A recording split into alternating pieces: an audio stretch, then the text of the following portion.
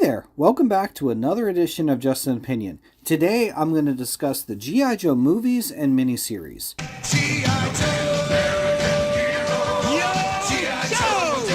The series went into syndication in the fall of 1985, but a 5-part miniseries came out in 1983 and another in 1984 prior to the full launch of the series. Let's go for it. Hey, who's gonna ride with me? Get a date some other time. This ain't the tunnel of love. Kind of interesting that the fans only got a taste of G.I. Joe as an animated series. Imbeciles! Why are great men always surrounded by lesser beings? I ask myself the same question, fool. How did you get here? Go on! That's easy for you to say, sucker. Now shut up. From that point forward, there was usually a 5-part miniseries to kick off each new season of the show, and of course, G.I. Joe the movie. Come on! Yeah, let's... Now, what you could expect from most of the miniseries was a well-thought-out storyline involving several characters,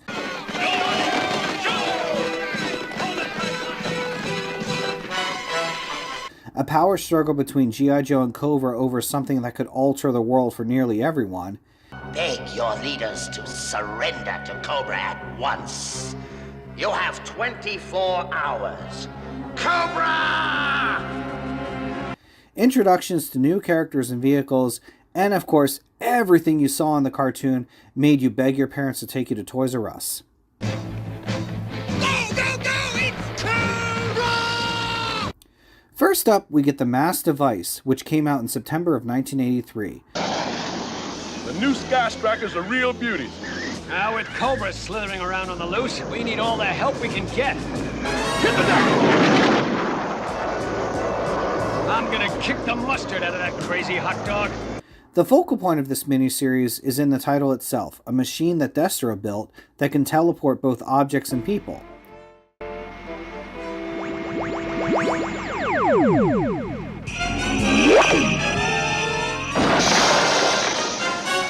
No, it's not possible. It's a race against time as Cobra tries to obtain a satellite to increase their power. Meanwhile, the Joes are trying to obtain the necessary components to build their own mass device. Some of the highlights of this miniseries include Duke being captured by Cobra, I've agreed to nothing, reptile breath. And the only game that interests me is kicking in your fangs. Come now, Duke. Where's your spirit of competition? It is useless to resist. the Joes and Cobra finding themselves having to work together against a swarm of underwater tube worms, Cobra forces, attention! Join with the G.I. Joe team and destroy our common enemies, the tube worms!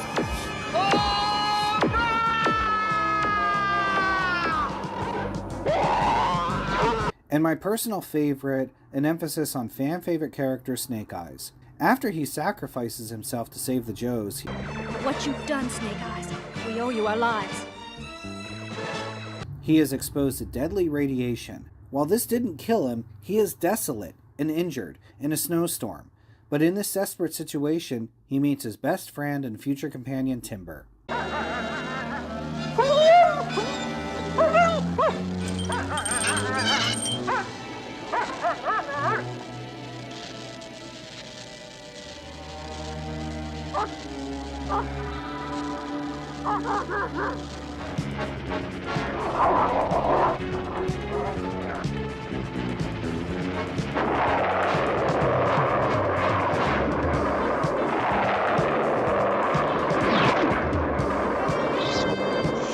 And of course, we get a few laughs along the way.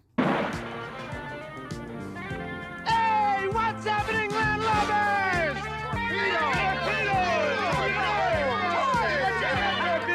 Well, what are you all waiting for? Come on in. Come on in. And I said to him, Stealer buddy, I said... Will you tell him already? I'm telling him. I gotta tell him my way, though.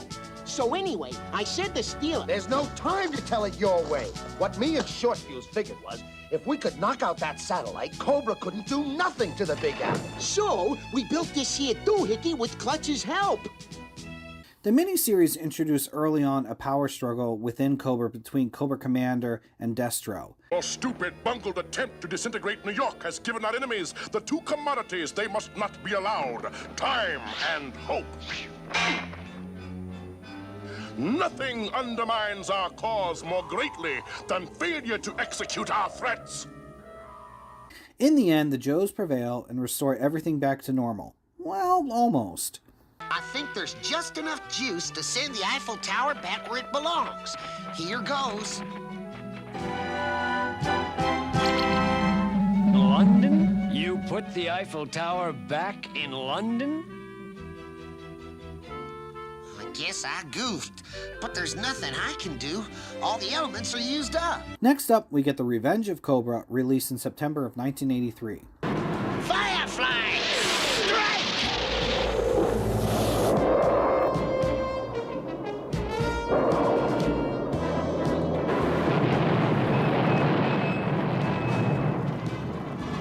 They cut us off! In this miniseries, Destro has yet another plan to control the world with his Weather Dominator. I shall destroy G.I. Joe with the irresistible power of nature itself!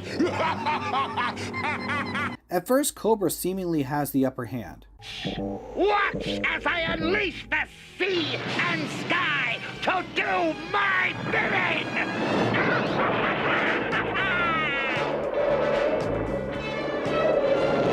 He's not fooling around. But after a battle in Washington, D.C., the machine is split in 3 parts, with each team trying to recover them to take the advantage. Look, there it is, the weather fragment. We are introduced to Storm Shadow and Spirit.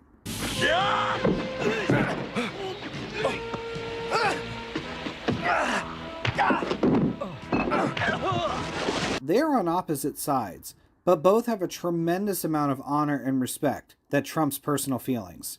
You have saved my unworthy life. The Weather Dominator shall be yours. We shall meet again. We are even now. When next we meet. We meet as enemies. Another character initiation is Smart Alex Sailor Shipwreck. This is Shipwreck, and he saved our necks, Lady J. I'd rather save yours. Thanks. But we've got a world to save first. G.I. Joe's not-so-subtle tribute to Jack Nicholson. You, don't live around here, do you? Don't be so nervous. I'm not with Cobra. Then who are you with? I'm with myself and anybody who can pay my price. I mentioned the power struggle of Cobra before, but this entry makes things more interesting by adding Zartan and the Dreadnoks into the mix, a unique group of mercenaries who only care about payment. Zartan and the Dreadnoks. They have no commitment to our cause. They are nothing more than money-grubbing mercenaries. I have standing arrangements with Zartan for just such emergencies. Zartan thinks he found a way to play the Joes and Cobra into his favor. I adore seeing a scheme come together. It's so stimulating. Now, I shall raise our broadcast transmitter and inform both Cobra and G.I. Joe of our modest demands. But his hubris is his undoing. The Joes win, and Destro heads for the hills. I shall make G.I. Joe rule this day if it takes me 1,000 years.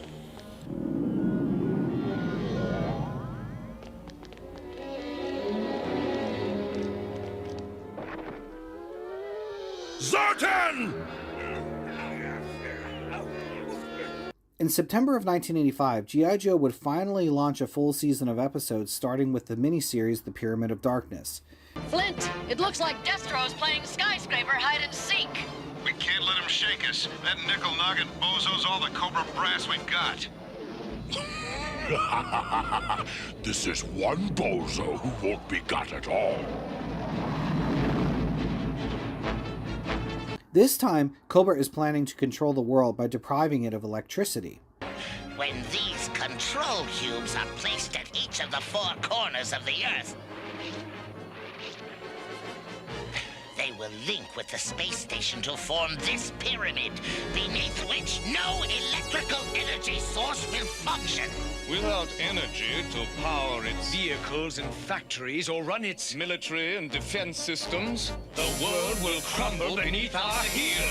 A common trend in all these miniseries was the splitting into teams, each with their own important task. This was definitely the best part, considering some of these teams were pretty diverse. You and I are a uniquely capable combination, don't you think? Like mix no never mind to me, Airtight. I'll just mellow out until we hit the city of the dead. I'm gonna use this time to double-check my computations on fuel consumption. You, button your lip and fly this ship. And you, on your toes or I'll mash your nose. You two dingbats. There was a unique mission that took place in space with some cute little creatures. This!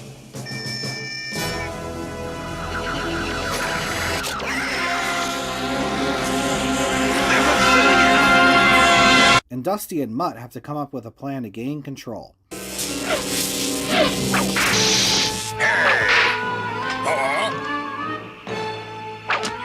bad!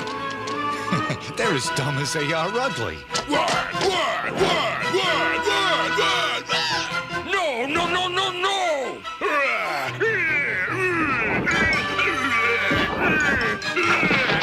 Alpine and Bazooka get some help from the debuting Quick Kick, and people like me marked out for the confrontation between him and Storm Shadow.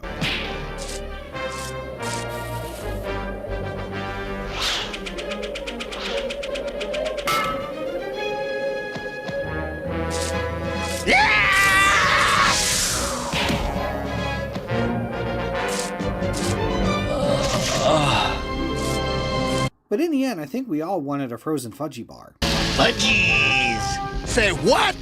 Fudgies! You mean the candy bars I was plugging? Uh-huh. Got any?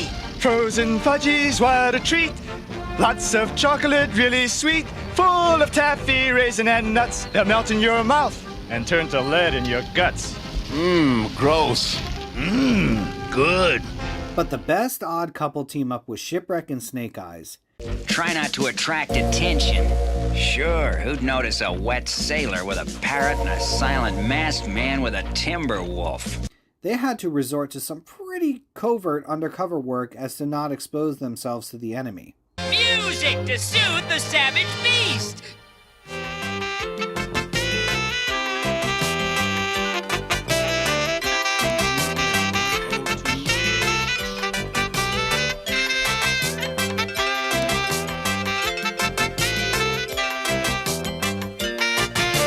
And we also got to see some great dancing skills. Cobra introduced the Crimson Twins, Tomox and Zaymont. All governments must surrender to us And Cobra by the end of the day or we shall intensify the strength of the Pyramid of Darkness. On a personal note, I always loved how they were a corporate representation of Cobra, introducing all of us kids to the world of money laundering. Cobra's plan is working, even to the point of some people slacking off. Come in, Destro, come in! Stop that, Destro! I see you both clearly, and I am stunned! She had something in her eye, Cobra Commander. My eye, she did. But as usual, the Joes prevail in the end. Cobra laments its loss, and the finger pointing begins. Your interference cost me victory!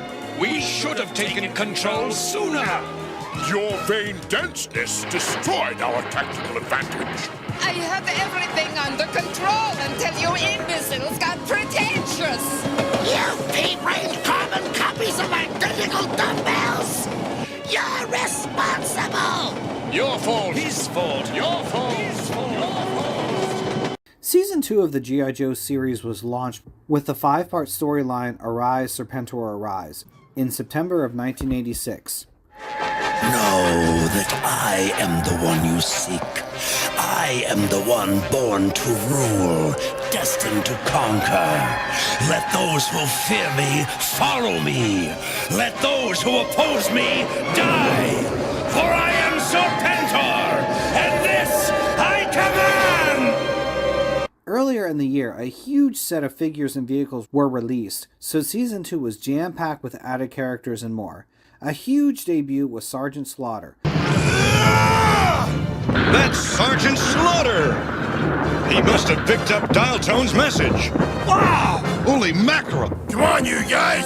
I could use a little help! A Joe written based on the larger-than-life pro wrestler.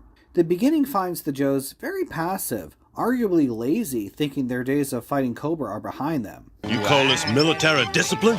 Cross country's putting a tape deck in his havoc. Now don't you fret none, Beachhead. This here's fighting music. Oh, yeah? Yeah, every time I play it, somebody wants to punch me out. Very funny. So the Sarge sees an opportunity to whip them into shape. If you're so blasted tough, why don't you prove it? Come on! Try me! But make it interesting! All of you tackle me at once!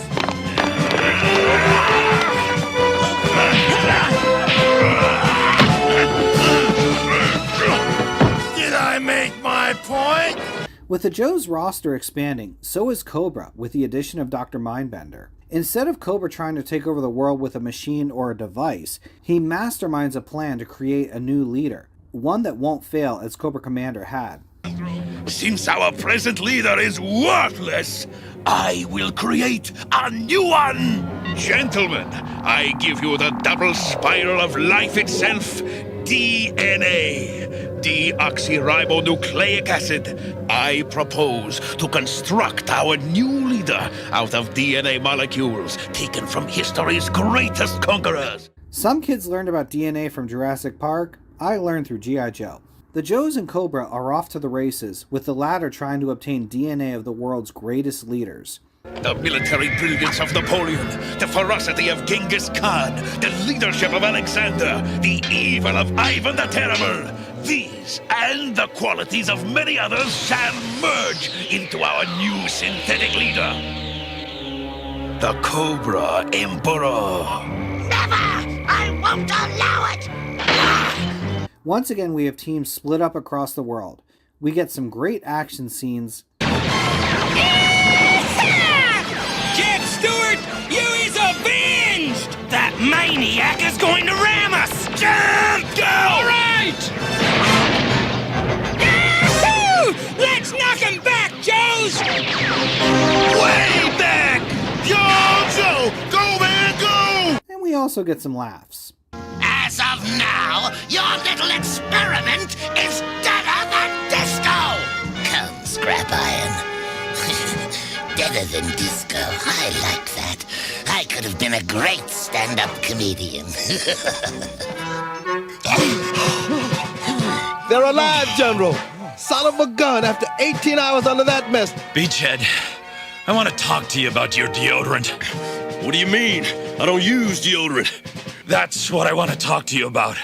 The odd thing about this miniseries is that Cobra kind of won in the end, considering Serpentor would remain the leader as Cobra for some time. Following this, we get G.I. Joe the movie. Like Transformers the prior year, G.I. Joe the movie was set to have a theatrical release, but reactions to Transformers and some of its contact made them make some changes, including pivoting and then releasing the movie on video instead. There are a ton of articles and YouTube videos about this, so I'll just leave it at that. Hey, Law and Order's a team, man. He finds the bombs, I drive the car. We tried the other way, but it didn't work. The movie was released in April of 1987, eventually working its way into regular rotation, with the regular episodes as a 5-part miniseries hosted by the Sarge himself. Yo, Joe! Yo, Joe! Over the next 5 days, you're gonna see the greatest G.I. Joe adventure of all time. The movie kicks off with a phenomenal introduction complete with a new theme song. Right off the bat, you can definitely see the attention to detail with this feature, with how they stepped up the animation, tone, and even the music.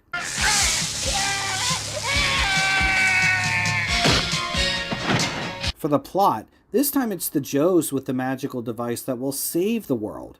Pure energy pumped through the air. Yeah, unlimited power anywhere, anytime we want. Meanwhile, Cobra adds layers upon layers to its mythology and origins with its founders. Know that I am globulous. Wanting to turn the world into a more primitive planet. When the pods ripen, they will burst and shower the earth. And of course, they need the broadcast energy transmitter to accomplish this. Surprisingly, there are very few introductions to new characters in this, despite the toy line going strong in the stores. Big Loud scored! And the crowd goes bananas! But this movie really upped the ante.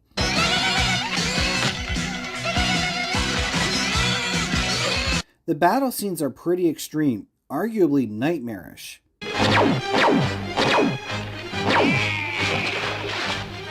Plus, certain confrontations are more intense than they were in the television cartoon. Die, arrogant Earth scum!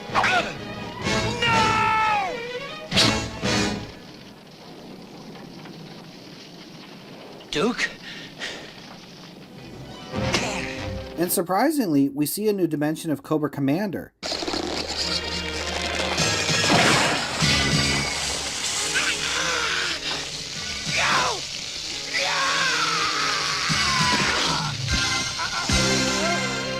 Plus, we see some regret on his part with some of his life choices. Where's my mask? Just as I was once a man. I'm sure I'm not the only one who thought G.I. Joe the movie set a new bar for the cartoon and things would only get better. And this is for the U.S. Army! Ah! You make me sick! Well, that wasn't the case. Ay, caramba! Oh, no! In fact, despite the toy line still going strong, the cartoon ended its relationship with Sunbow and Marvel, so we had no new episodes for years. But in September of 1989, G.I. Joe was picked up by entertainment company DiC, and they kicked off the new G.I. Joe series with the miniseries Operation Dragonfire. Never give up, they'll stay till the fight's won. G.I. Joe will dare. G.I. Joe, international hero. Immediately, you can see that you're getting a downgrade. The animation seems cheaper. Did you hear that, Cobra Commander? Luckily, now that you're a snake, you will be unable to bungle this operation the way you nearly ruined Cobra when you were a man. The tone is geared more towards younger audiences. There is one other requirement, Destro, darling. And that is? You must dump Zarana! Immediately.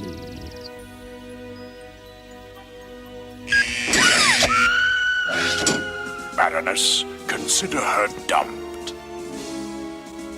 And despite a bunch of returning characters, many seem to be rewritten, arguably generic, losing their unique personalities that set them apart from the rest.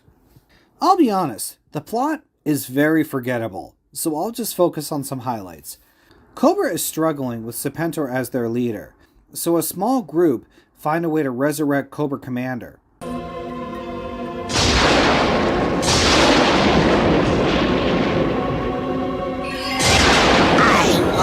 Once a man. And that's where we're keeping it, Fangface, in the past tense. Afraid not, G.I. Joey. Drop it right there. And he plays the reverse Uno card on Serpentor before assuming the leadership once again.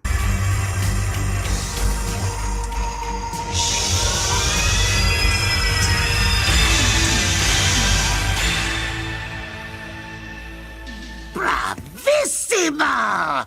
And so handsome! Character-wise, we get the return of Sergeant Slaughter along with his faction, Slaughter's Marauders. Meanwhile, Cobra is evolving its army. All of you, bear witness to this historic moment! The birth of Python Patrol! The focal character is Scoop, who is actually a Cobra spy posing as a G.I. Joe. Serpentor, the secret entrance into the monastery is open and G.I. Joe suspects nothing. All you have to do is attack, and the secret of Dragonfire will be ours. Why, thank you, Leonard Michaels, captain of the Crimson Guard. But slowly he realizes what it really means to be a Joe. This one would rather drown than let me help him. Of course he would. That's the Cobra Code. Well, it ain't the code G.I. Joe lives by. A life's a life, and every single one is worth saving. even if it does belong to this sorry spectacle of an alley viper. You know that alley viper you saved? Yeah? You think that if he quit Cobra, he could turn out to be an okay guy? You never know. He might even turn up someday as a G.I. Joe. Dream on, Stalker. Once a Cobra, always a low-down, dirty snake. Deke would go on to produce 2 seasons of G.I. Joe that was a big departure from the Sunbow episodes, but not a full reboot.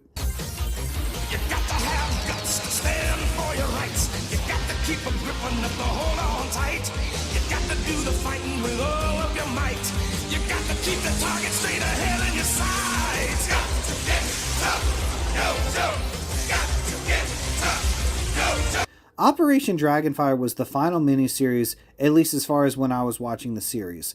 I know there's been several reboots since then, and I'm happy that G.I. Joe is still around and bringing happiness to younger audiences as it did with me. Yo Joe.